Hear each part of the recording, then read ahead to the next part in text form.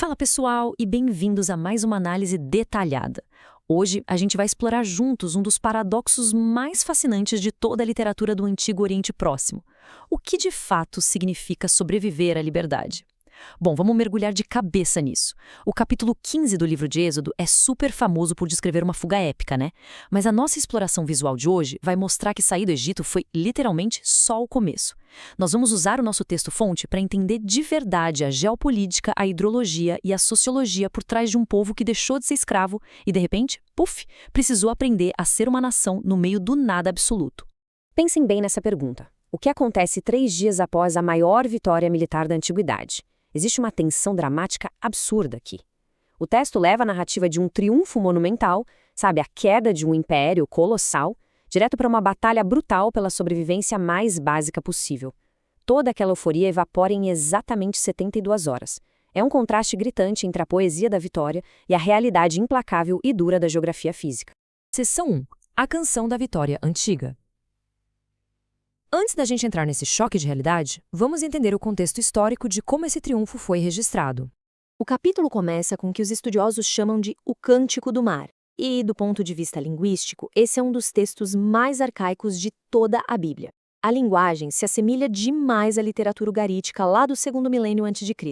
Nele, a divindade YHW é descrita como um guerreiro contra as forças do caos. Nas culturas ali do Antigo Oriente Próximo, essa era a forma definitiva de estabelecer autoridade. Colocar o divino dessa maneira subvertia completamente, mas completamente mesmo, a propaganda de domínio do Egito, declarando uma nova realidade política.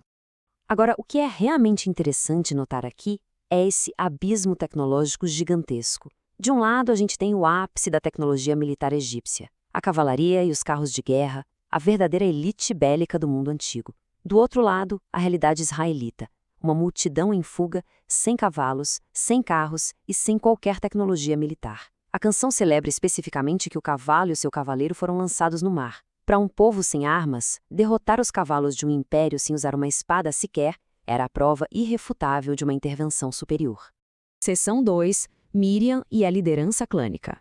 Essa vitória militar muda o foco agora para a estrutura sociológica desse povo. Sempre que ouvimos o termo profetisa sendo atribuído a Miriam, a nossa mente moderna quase sempre corre direto para um contexto puramente religioso, não é? Mas a gente precisa desmistificar esse título. No contexto da época, esse título demonstra uma liderança clânica profunda, bem típica da Idade do Bronze. A liderança ali não era um monólogo de uma pessoa só. Na verdade, era um triunvirato familiar muito respeitado, formado por Moisés, Arão e Miriam. As mulheres tinham um papel institucional vital e amplamente reconhecido na organização daquele povo. Isso fica ainda mais evidente quando a gente olha para os costumes de vitória da antiguidade.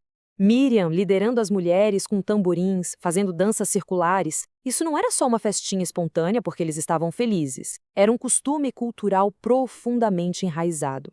As mulheres eram tradicionalmente responsáveis por liderar essas danças de vitória para celebrar o triunfo da divindade.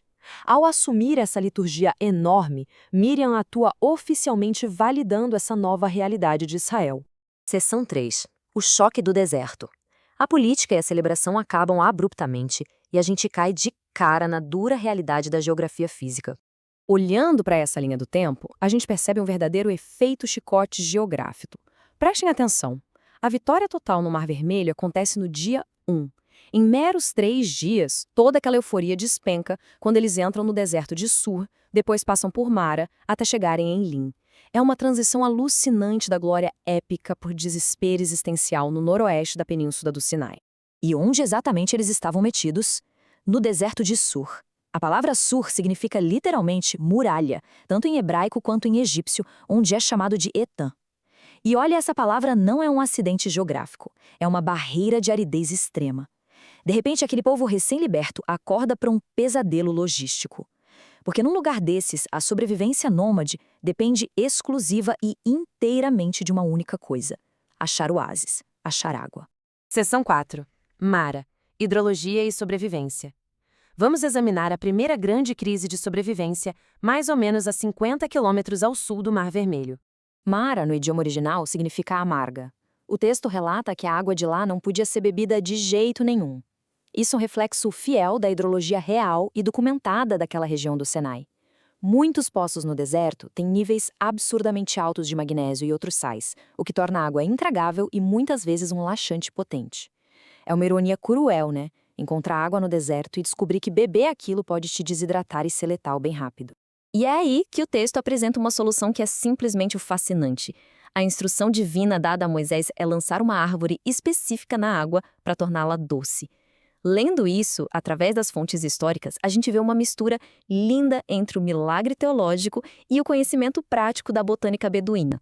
Tribos antigas usavam de fato certas plantas e galhos para precipitar sedimentos minerais e anular o gosto salobra da água. A narrativa junta a ação divina com um método real de sobrevivência botânica. Seção 5. Elim, logística e simbolismo numérico. Passado o sufoco imediato, a marcha avança para a resolução estrutural da crise. Quando eles chegam no Vale de Elim, o texto destaca uns números muito específicos. O primeiro deles é o 12. 12 fontes de água. No simbolismo cultural antigo, a gente sabe que isso não era só uma contagem matemática. 12 representava as 12 tribos de Israel. Havia uma fonte para cada tribo. É a representação visual, literária, de uma provisão perfeita, completa, abraçando toda aquela comunidade que tinha acabado de nascer. E isso ilustra brilhantemente o próximo conceito, 70. 70 palmeiras. De novo, um número carregado de significado. Na antiguidade, o 70 frequentemente simbolizava as nações do mundo ou o conselho dos anciãos líderes. O texto usa isso para sinalizar que, sobre aquelas palmeiras, a nação ganhou estrutura, proteção e liderança. Fisicamente, as fontes identificam esse oásis como o vale bem irrigado de Wadi Gorandel. Elim funcionava essencialmente como um posto de comando logístico. Pensem na escala disso.